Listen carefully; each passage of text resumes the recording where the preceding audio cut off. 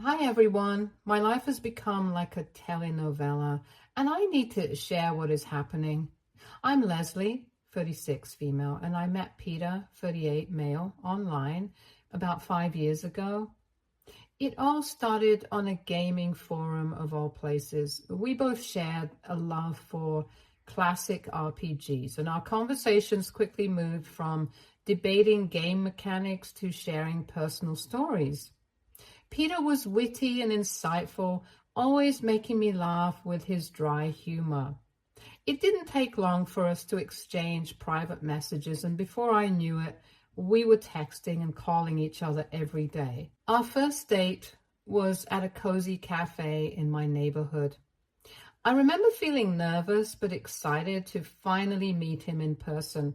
Peter showed up with a bouquet of sunflowers, which he remembered I mentioned liking in one of our chats. That attention to detail swept me off my feet. As we got to know each other better, it became clear that we had a lot in common beyond our love for video games. Peter was a software engineer with a passion for hiking, just like me. We spent weekends exploring nearby trails and bonding over our shared appreciation for nature. Our relationship grew steadily, fueled by mutual respect, trust, and a deep emotional connection. After about a year of dating, Peter surprised me with a weekend getaway to a quaint bed and breakfast in the mountains. It was there under the starry night sky that he got down on one knee and asked me to marry him. I was overwhelmed with joy and said yes without hesitation.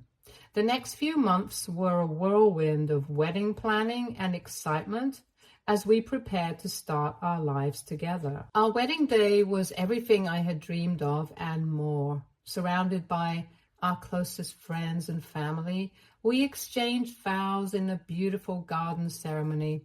Peter looked handsome in his suit, and I couldn't stop smiling as we promised to love and support each other forever. Since then, our marriage has been filled with ups and downs like any relationship. We faced challenges together, supported each other through tough times, and celebrated each other's successes. Peter's quirky sense of humor used to brighten my day, and his unwavering support used to be my rock. However, things changed when about 2 years ago, Peter vanished without a trace. It was devastating for me. One day he was there and the next, he was just gone. He didn't leave a note or say anything to anyone. I was heartbroken and confused, not knowing what to do. I tried so hard to find him. I called his phone over and over, but it went straight to voicemail. I sent countless texts and emails, hoping for any kind of response. When I didn't hear back, I started reaching out to his family and friends. They were just as clueless as I was. No one had heard anything from him. His parents were distraught and his friends were shocked. The not knowing was the worst part. I couldn't sleep or eat. My mind was always racing with thoughts about what might have happened to him. Was he hurt somewhere? Was he in trouble? Had he been in an accident? There were moments when I thought he might be dead, and that fear consumed me. I even contacted the police, and they took my report and asked a lot of questions, but in the end, they couldn't find him either. They told me they would keep looking, but as the days turned into weeks and then months, I started to lose hope. It felt like I was living in a nightmare that I couldn't wake up from. I put up missing person flyers all around the neighborhood and on social media, hoping someone might have seen him. I checked hospitals and shelters, thinking maybe he had been found and taken somewhere. But every lead turned into a dead end. It was like he had just disappeared into thin air. During this time, my life was in shambles. I took time off work because I couldn't focus on anything other than finding Peter. My friends tried to support me, but there was only so much they could do. I felt so alone, carrying the weight of this loss and the uncertainty of what had happened. The days dragged on, each one blending into the next. I spent hours online searching for any clues or tips on how to find missing people. I joined support groups for spouses of missing persons, trying to find some comfort and advice from others who had gone through similar situations. It helped a bit to know I wasn't alone, but it didn't bring Peter back. People would ask me if I thought he had left on purpose, but I couldn't believe that. Peter wouldn't just leave without saying anything. We were happy, or at least I thought we were. It didn't make any sense. I kept going over our last conversations, trying to find any hint or clue that I might have missed, but there was nothing. As time went on, the harsh reality began to sink in. I might never find out what happened to Peter. It was a hard pill to swallow, but I had to start picking up the pieces of my life. I went back to work and slowly tried to rebuild some sense of normalcy, but there was always a part of me that was missing. I was ready to give up until one day I got a call from Peter's mother, Rose, 63, female. She asked me to come to their house for a meeting. I felt a glimmer of hope, thinking maybe they had finally heard something about Peter. When I arrived at their house, Rose and Peter's father, Adam, 65, male, welcomed me warmly.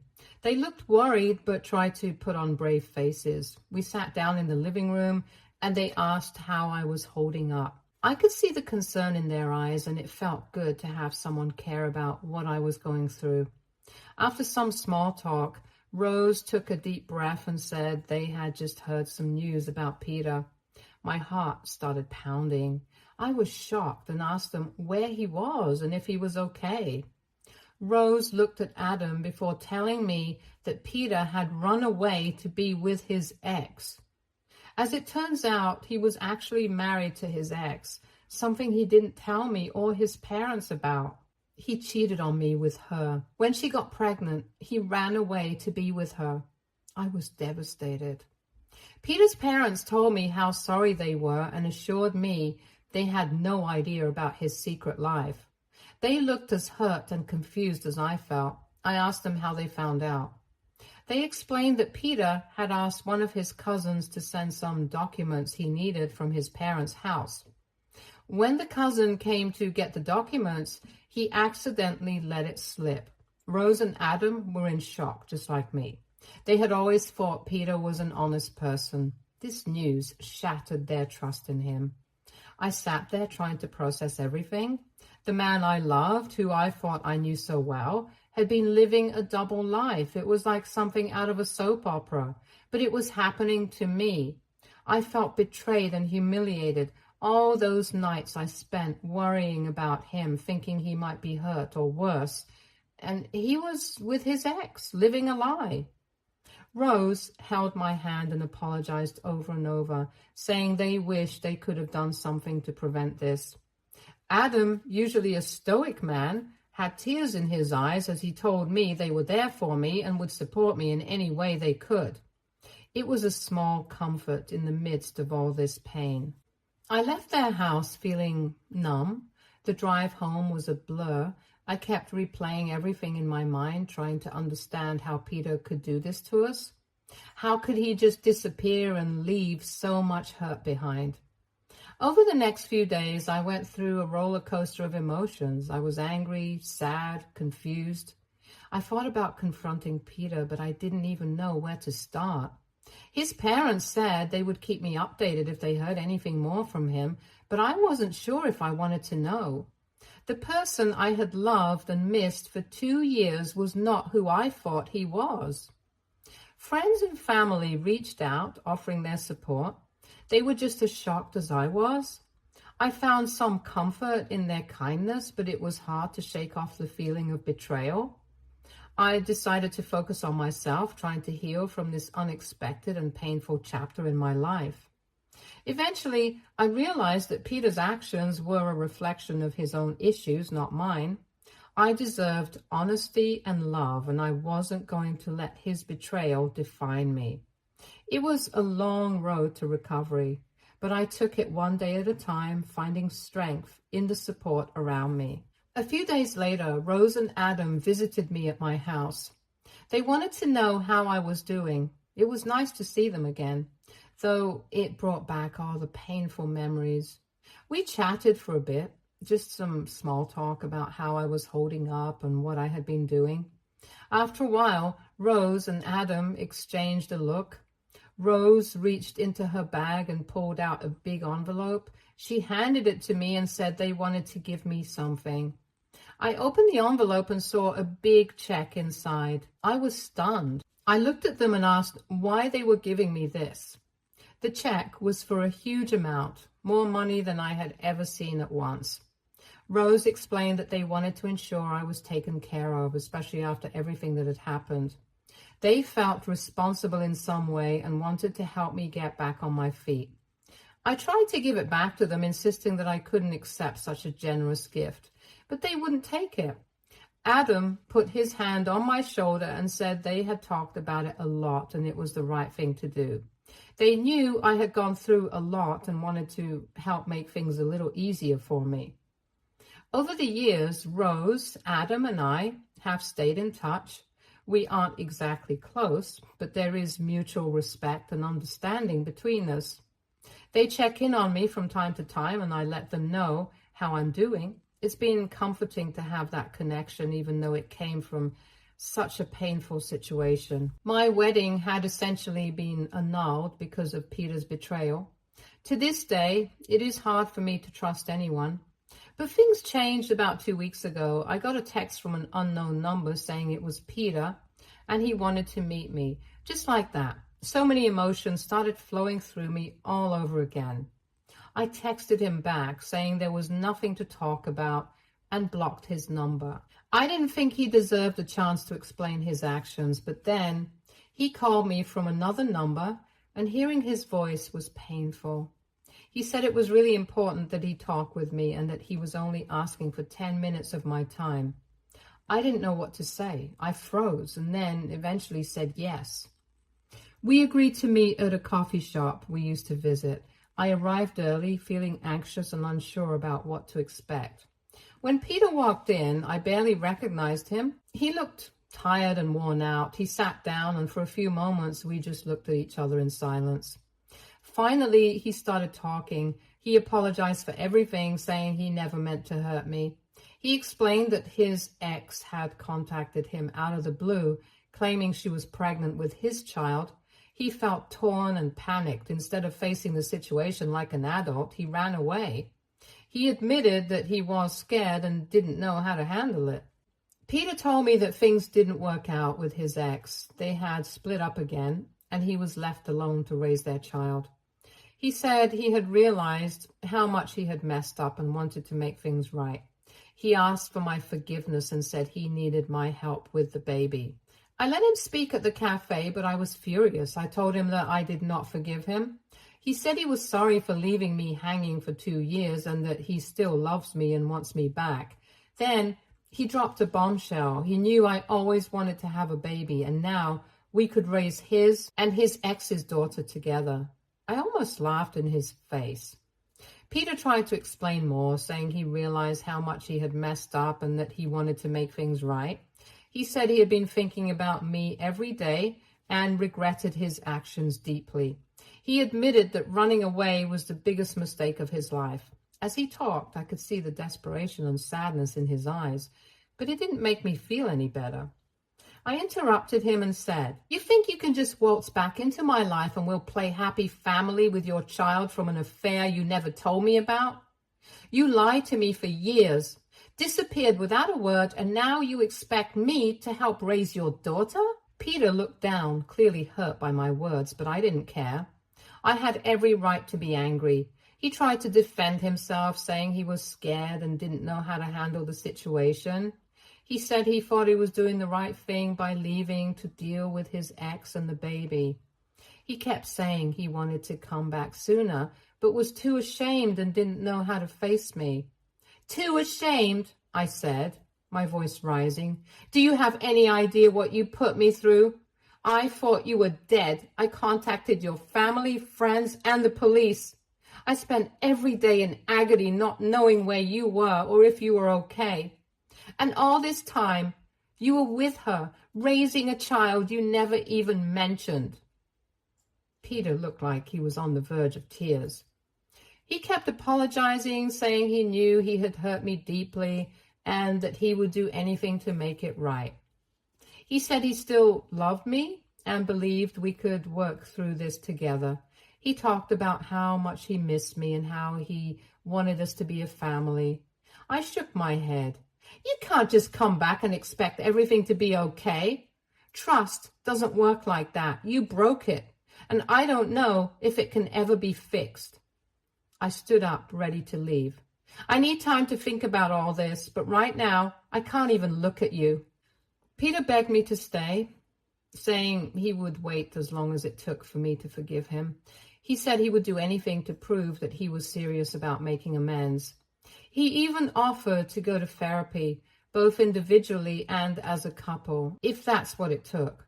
We were now outside the cafe, and Peter told me that he was sorry and that I should let him make it up to me for the past 2 years. I told him that I didn't need anything from him. I explained that his parents had already told me about his previous marriage a few months after he left. They had even given me a big fat check as compensation for what Peter had put me through. He looked shocked and said he didn't believe me, accusing me of lying just to make him feel bad. I pulled out my phone and showed him a photo of the check. His eyes widened, and he looked even more hurt. "This is ridiculous," he said. "Why would you accept money from my parents?" I took a deep breath and replied, "I didn't want to, but they insisted. They felt so guilty for what you did that they practically forced it on me. And anyway, I don't need to explain anything to you." Peter tried to say something else, but I was done. I turned around and walked away, not looking back. As I walked, I felt a mix of relief and sadness. It was like closing a chapter that had caused me so much pain. For the next few days, I felt lighter. I had finally told Peter how I felt and made it clear that I wasn't going to let him back into my life easily. But there were still moments of doubt and confusion. I wondered if I had done the right thing by meeting him, and if I should have given him a chance to explain more. However, just a few days later, he was right outside my door. He was furious and demanded that I give back the check. Now, I should let you know that I haven't cashed it yet. Peter insisted that I should return the check to him immediately. I calmly told him that his parents gave it to me and that I didn't owe him anything. Peter then claimed that his parents gave me the money as part of his will and that now he was being kicked out of it. I almost laughed at the absurdity of it all. I told him that whatever his parents decided to do with their money was up to them, and that if he was mad about it, he should take it up with them. Peter said that he had already talked to them and they had essentially told him to leave them and the family alone. He said the money was the only thing he had left. I told him to get out and shut the door in his face. As I closed the door, I could hear him yelling that he would sue me, claiming that I had stolen his money. He continued to yell for a few more minutes before finally leaving. The whole encounter left me feeling a mix of anger and disbelief. How could Peter still think he had any right to demand anything from me after everything he had done? His parents had given me the check as a way to help me move forward, and now he was trying to take that away too. I decided to reach out to Rose and Adam to let them know what had happened. They were very understanding and assured me that the check was indeed meant for me and that Peter had no right to ask for it back. They apologized once again for his behavior and told me not to worry about his threats. Despite their reassurances, I couldn't help but feel a bit uneasy. The idea of Peter suing me seemed far-fetched, but his persistence was unnerving. I decided to consult with a lawyer just to be safe. The lawyer confirmed that I had nothing to worry about and that Peter's threats were empty. I'm feeling really overwhelmed right now. Peter has been relentless. He keeps calling me, my family, my friends from different numbers. Every time I block him, he finds a new way to contact me. It's like I can't escape him. Peter's relentless behavior has been incredibly distressing. He's been bombarding not just my phone, but also my family's and friends' phones with calls and messages. It feels like there's no escape from his constant attempts to reach me. When I block one number, he immediately switches to another. Sometimes he leaves voicemails pleading for me to talk to him. Other times he sends long emotional texts trying to guilt trip me into responding. It's exhausting to constantly be on edge, wondering when the next message or call will come through. He's even tried reaching out through social media, sending friend requests and messages to me and my contacts. I've had to tighten my privacy settings and block him on every platform, but he finds new accounts to contact me from. I've considered involving the authorities, but I'm hesitant because I'm not sure what legal options I have in this situation. It's a delicate balance between wanting to protect myself and not wanting to escalate the situation further. I feel like I'm constantly looking over my shoulder, anxious about when he'll strike next. It's taking a toll on my mental health and well-being. I just want to find a way to make it stop and regain some sense of normalcy in my life. Does anyone have any suggestions on how to handle this situation? I feel like I'm running out of options and I just want some peace and quiet. Your advice would really help me right now. Update 1. Hi everyone, I'm really grateful for all the support and suggestions you've given me.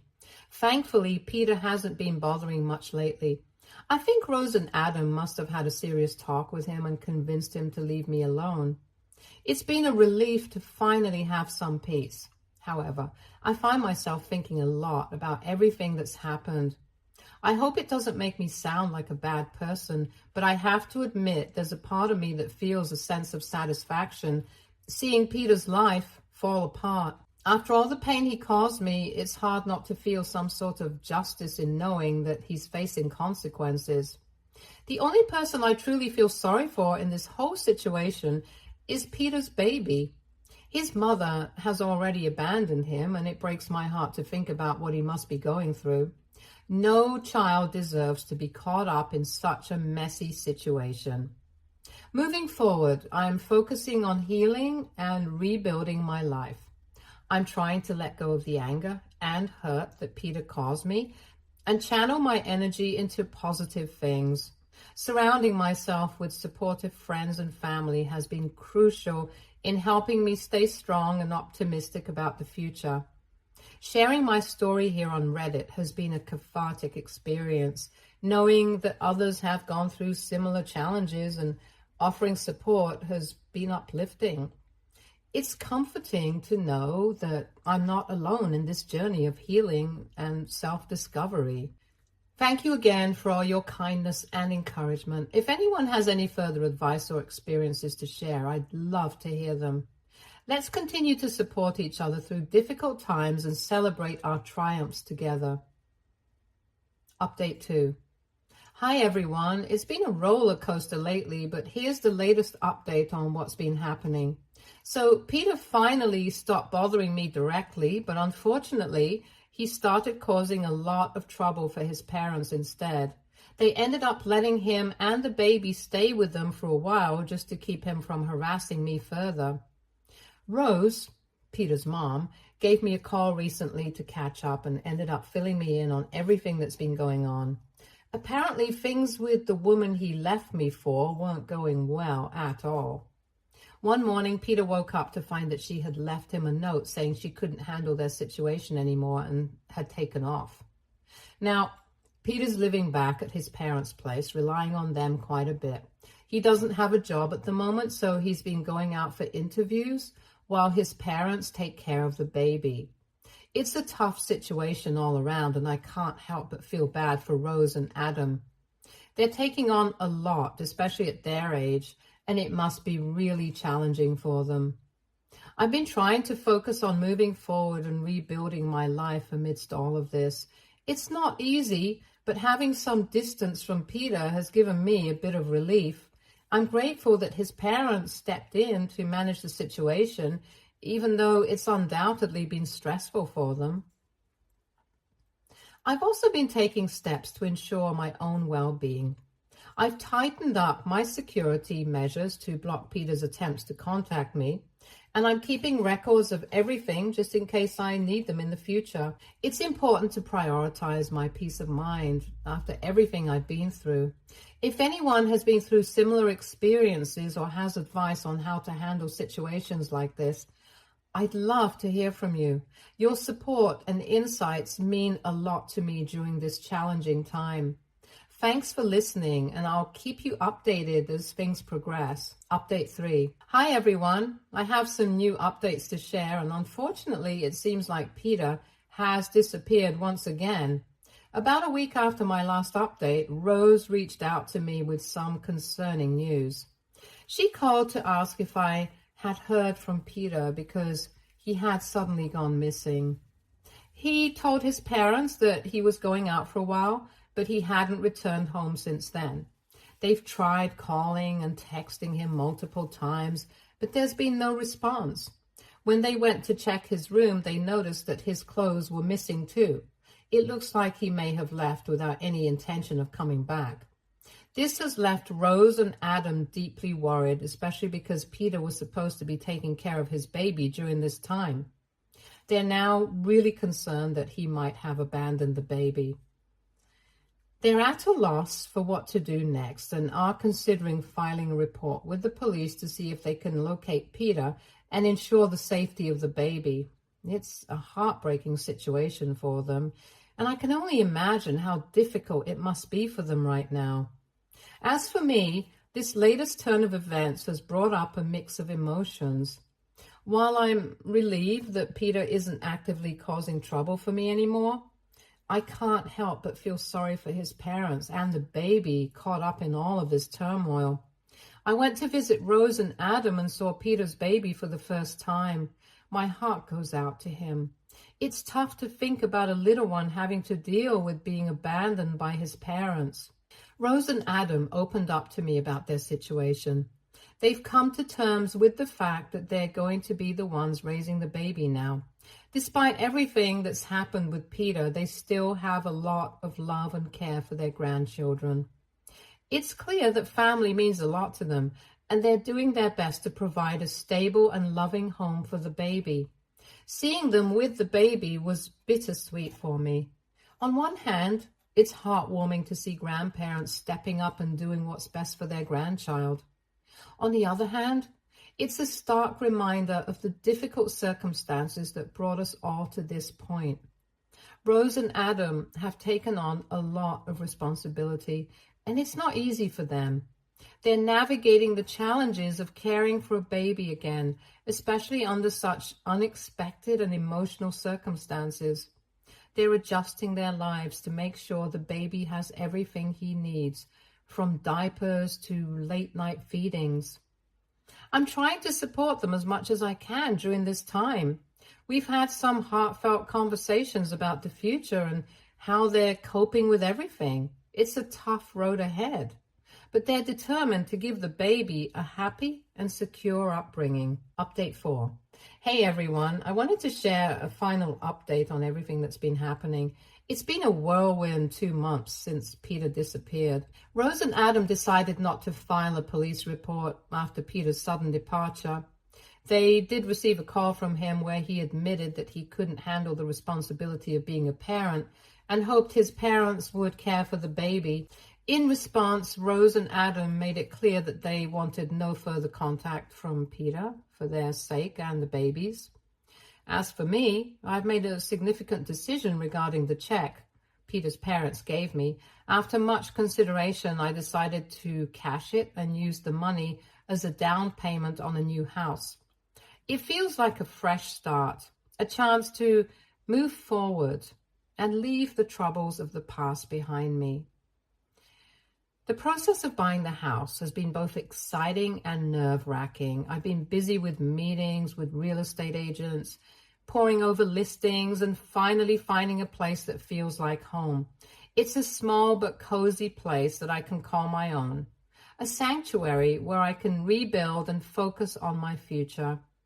Thank you all for following along with my journey and offering your support. Your kind words and advice have meant the world to me during this time of transition. Stay tuned for more stories from our girl